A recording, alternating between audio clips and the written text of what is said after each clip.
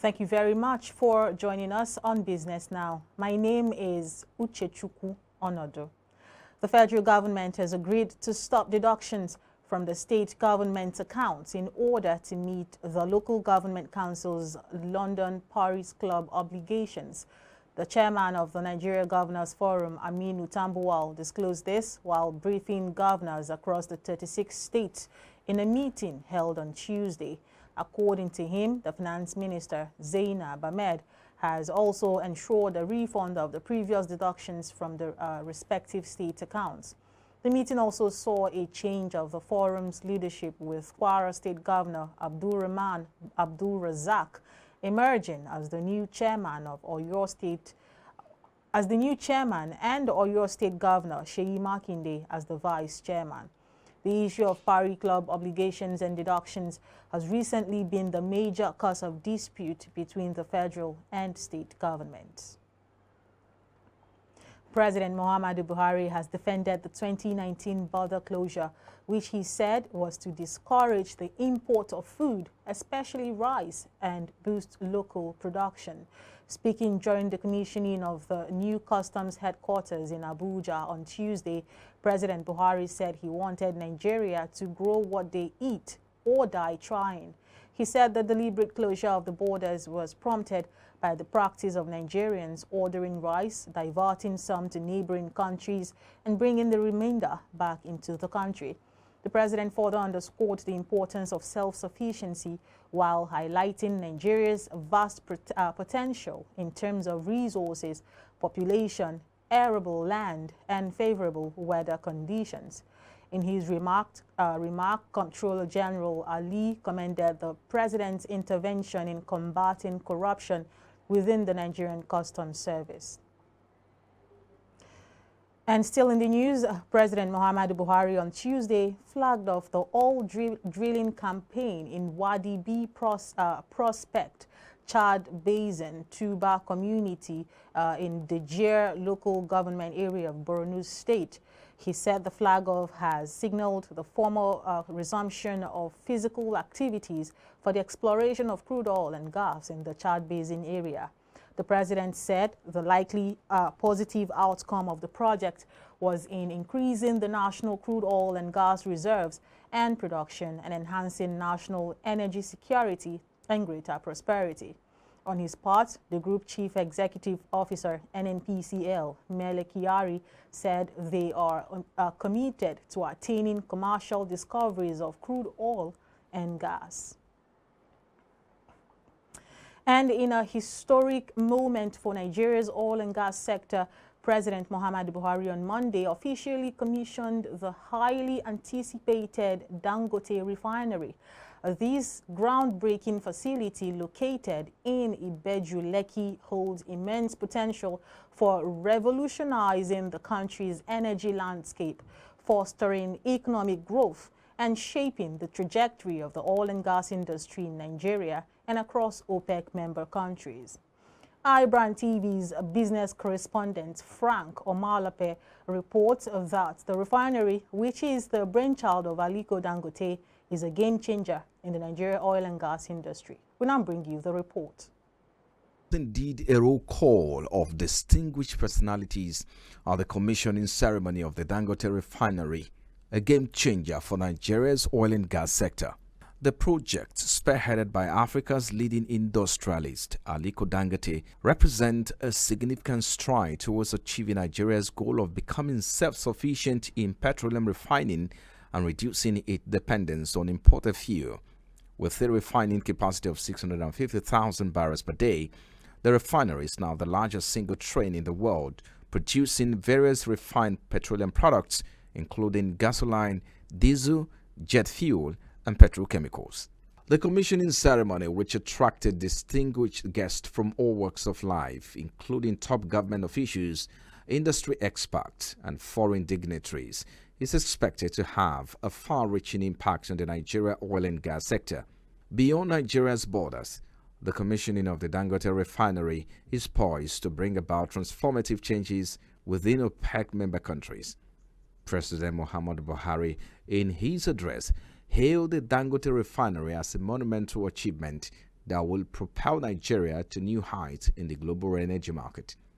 This complex has the capacity to process 650,000 barrels a day of crude, which will enable our country to achieve self-sufficiency in refined products and even have some surplus for export.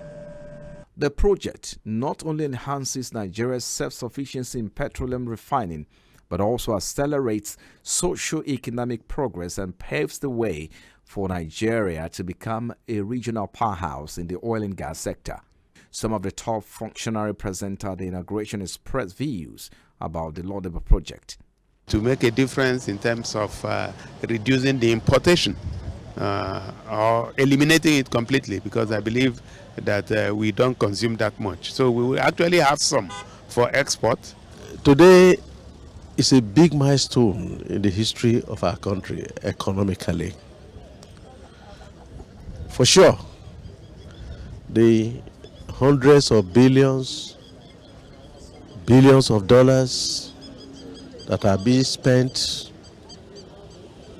wisely or unwisely, wastefully or otherwise, on importation, exportation of jobs, opportunity, subsidies, all sorts of legal and illegal activities that have drained our economy. Aliko, as one man, has put an end to that. With the refineries operations now on their way, thousands of direct and indirect employment opportunities will be generated. Local residents will have access to high-quality jobs across various sectors. This influx of employment is expected to uplift living standards and drive economic growth in the region. It's going to be it's going to have a great economic impact. And that is generally speaking, as a Nigerian. But then, as a Lagosian, and Lagos indigene, this is truly something that we are proud of as Lagos state government and Lagos state citizens. It's happening in Lagos. It's the first of its kind. It's the biggest in the whole of Africa. While highlighting the importance of the facility, an investment banker, Kasimu Garba Kofi, and CEO APT Securities emphasizes the need to take advantage of the Nigeria capital market investment space to drive the needed growth in the oil and gas sector. It is very, very significant to us because he is a member of the capital market. If you remember, the two of his major companies, the Dangote Sugar, the Dangote Cement, they are all listed. So we are expecting to see that the Dangote Refinery and Dangote Fertilizer get listed. That will boost our capitalization. We are hoping to hit trillions. Nigeria, which previously depended on imported petroleum products, will now be able to meet its domestic demand, reducing the need for costly imports. This development will undoubtedly enhance Nigeria's energy security and reduce its vulnerability to global oil price fluctuations. Meanwhile, as the refinery commences full-scale operations, Nigerians expect to start seeing the refinery's contributions in shaping the future of Nigeria's economy and power surrounding communities and influence the broader oil and gas landscape within OPEC member countries. Frank Omalape, iBrandTV, Lagos. And in the same development, the Labour Party presidential candidate Peter Obi has said the Dangote Petroleum Refinery and petrochemicals will be beneficial to the country's economy. Obi made this disclosure on Monday at the commissioning of the Dangote's world's largest single-train petroleum refiner in Ibeju-Lekki, Lagos, by President Muhammadu Buhari. The presidential candidate, who is currently in court contesting the outcome of the February 25th presidential election, was speaking exclusively in an interview with iBrandTV. Obi said the refinery, with a capacity of 650,000 barrels of crude oil per day, when operated maximally, is expected to meet Nigeria's domestic demand for petroleum products and help Nigeria save the much-needed foreign exchange currently spent on the importation of such products. This will be able to reduce the demand on our foreign exchange by about 30%. and that will go to impact on other areas very positively. So for me, economy, I've always said that we need to move the country from consumption to production, and this is what it's all about. Being able to have a productive economy where we can be able to not only have sufficient production for our consumption, but for export, which will contribute in building our reserve and impact on our rate of exchange and other productive areas.